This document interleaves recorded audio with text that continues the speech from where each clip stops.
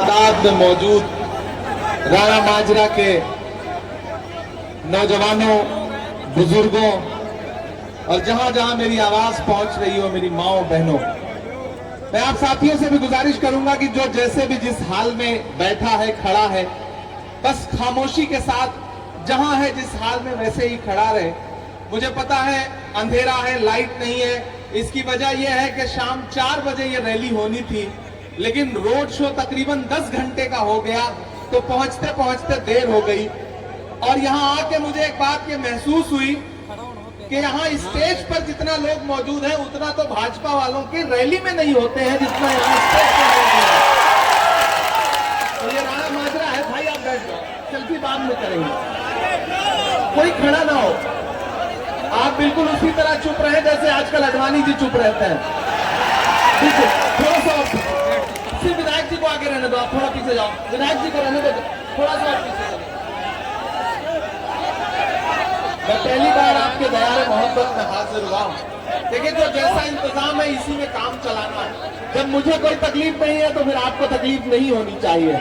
मुझे पता है आप पिछले कई घंटे से परेशान हैं। नया पाने की चाहत में पुराना छूट जाता है, नया पाने की चाहत में पुराना छूट जाता है। तुझे अपनाऊं तो मुझसे जमाना रूठ जाता है। मोहब्बत पढ़ने लिखने में बहुत आसान है, लेकिन मोहब्बत को निभाने में पसीना छूट जाता है। हमें पता है आप यहाँ मोहब्बतों में आए हैं। आप अपने लोकप्रिय विधायक भाई धर्म सिंह छोकर जी की मोहब्बत में और इमरान प्रतापगढ़ी की मोहब्बत में यहाँ आए हैं। मैं इस मोहब्बत को सलाम करता हूँ।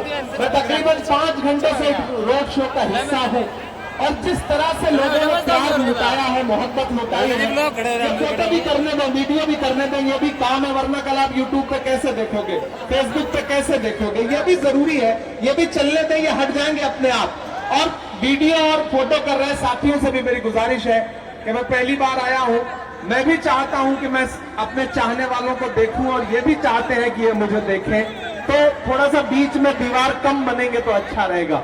मेरे भाई, पहली बार आपके बीच में आया हूं, थोड़ी सी सियासी गुफ्तगू करूंगा और इंशाल्लाह शायरी भी आपको सुनाऊंगा। आने वाली 5 तारीख को आपको अपने घरों से बाहर निकलना है और न सिर्फ समालखा के मुस्तकबिल का फैसला करना है, बल्कि हरियाणा के मुस्तकबिल का भी फैसला करना है। मैं इसलिए आपके बीच में अपना दामन फैलाने के लिए आया हूं। राणा माजरा वालों और उसके आसपास के जलालपुर से लेकर के रास्ते में जितने भी इलाके पड़े हैं, मैं सब आपका जोश, आपका जज्बा देखता हुआ आ रहा हूं। धर्म सिंह जी, आप बहुत खुशनसीब हैं कि इतने मोहब्बत करने वाले मतदाता आपको मिले हैं, आपके अपने लोग मिले हैं। मैं हर रोज किसी ना किसी शहर में चुनाव प्रचार में रहता हूं। पिछले 7-8 दिन से कश्मीर में था, जम्मू कश्मीर में, फिर कल फरीदाबाद और उस तरफ था इलेक्शन कैंपेन में। मैं भी पूरी जिम्मेदारी से यह कह रहा हूं कि मैंने आज तक समर्थक तो बहुत लोगों के देखे हैं, लेकिन 5-5 साल, 8-8 साल, 10-10 साल के बच्चों के दिल में जो धर्म सिंह छोकर के लिए मोहब्बत है, ये मैंने किसी नेता के लिए नहीं देखा। आप खुशनसीब है धर्म भाई, और धर्म सिंह छोकर साहब को मैं पिछले कुछ सालों से जानता हूं। मैं इनकी सियासी जिंदगी, इनकी नेतागिरी जो है वो है ही है। एक चीज जिसके लिए मैं इस इंसान का फैन हूं, पसंद करता हूं, ये इंसान जबान का इंसान है, मर्दानगी है, दमदारी है, खुददारी है। प्रधानमंत्री जी झूठ बोलते हैं कि उनका सीना 56 इंच का है, असली 56 इंच का सीना तो धर्म सिंह छोकर का है। असली 56 इंची तो हमारे साथ खड़ा है आपका अपना लोकप्रिय विधायक। मेरे भाई दोस्तों, जख्म पर जख्म खा के निकले हैं। हजरत आ जाए, थोड़ा पीछे आ जाए, थोड़ा खुर्शीद भाई आप भी थोड़ा, आप जहां खड़े होंगे वही बाउंड्री हो जाएगी, तो थोड़ा पीछे होकर खड़े होइए, ये भी तो थोड़ा पीछे रहेंगे। जख्म पर जख्म खा के निकले हैं, हाँ मगर मुस्कुरा के निकले हैं। आपको क्या लगता है धर्म सिंह छोकर साहब इतनी बड़ी ताकतों के खिलाफ, सरकारों के खिलाफ, एजेंसियों के खिलाफ अगर लड़ पा रहे हैं तो क्यों लड़ पा रहे हैं?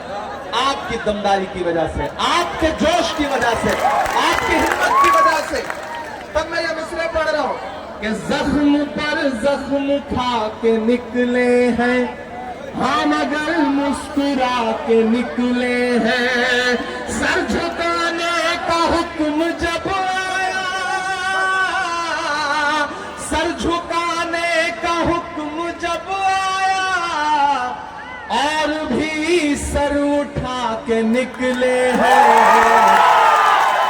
नारे हक लगा के निकले हैं, नारे हक लगा के निकले हैं। हर सितम का जवाब आएगा, देखना इंकलाब आएगा। और अगली 2 लाइन पे पूरा समालखा जो है अपनी तालियों के शोर से इन मित्रों को दिल्ली तक पहुंचाएगा। मुझे पता है कि देखना इंकलाब आएगा, हर सितम का जवाब आएगा। अच्छे दिन का किए थे जो वादा, अच्छे दिन का किए थे जो वादा, उनका दिन भी खराब आएगा।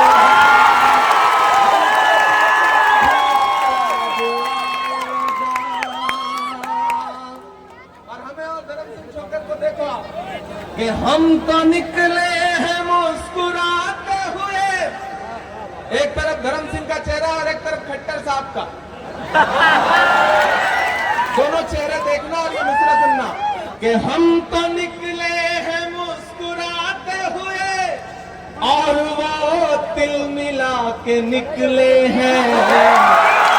नारे हक लगा के निकले हैं, नारे हक लगा के निकले हैं। समालखा वालों, यहां जो हजारों की तादाद में लोग मौजूद हैं, उनके अलावा जहां जहां ये वीडियो जाएगा, जहां जहां लाइव हो रहा हो या सोशल मीडिया के जरिए ये वीडियो जाएगा, मैं एक बात आपको समझाना चाहता हूं।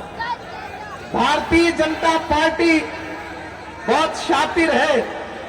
वो जानती है कि जब अकेले इलेक्शन नहीं जीता जा सकता तो वो कुछ इंडिपेंडेंट अलग से अपने दोस्त उतारती है, ताकि वो थोड़ा वोट काट ले और फायदा भाजपा को पहुंच सके। इसलिए आपको आगाह करने आया हूं कि ये इलेक्शन बहुत अहम इलेक्शन है, क्योंकि एक बात याद रखना, जिसका हरियाणा होता है उसकी दिल्ली होती है।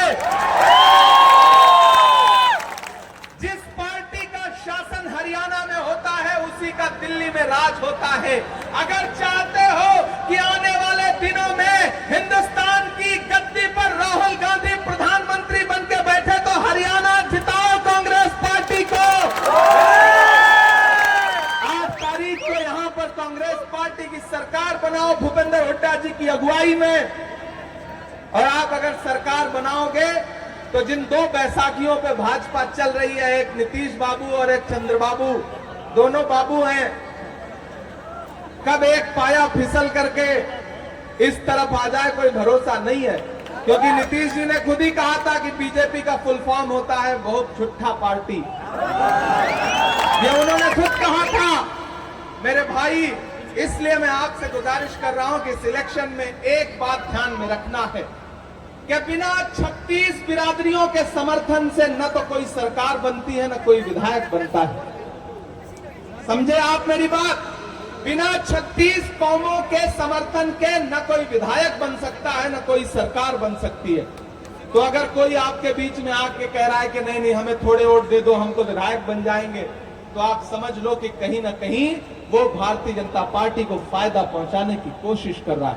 और यहां में सर्व समाज के लोग बैठे हैं, 36 बिरादरियों के लोग बैठे हैं, 36 कौमों के लोग बैठे हैं। मैं हरियाणा के अलग अलग इलाकों से होता हुआ आ रहा हूं। एक तरफा हवा चल रही है, मंदिरों में भजन चल रहा है, मस्जिदों में दुआ चल रही है। जिस तरफ भी नजर तुम उठाओ कांग्रेस की हवा चल रही है। एक तरफा माहौल है, कांग्रेस पार्टी सरकार बनाने जा रही है। लेकिन मैं इस समालखा में खड़ा होकर एक गुजारिश आपसे करता हूं। मुझे आते हुए कुछ नारे सुनाई पड़े थे कि अब की बार 1 लाख पार, अब की बार 1.25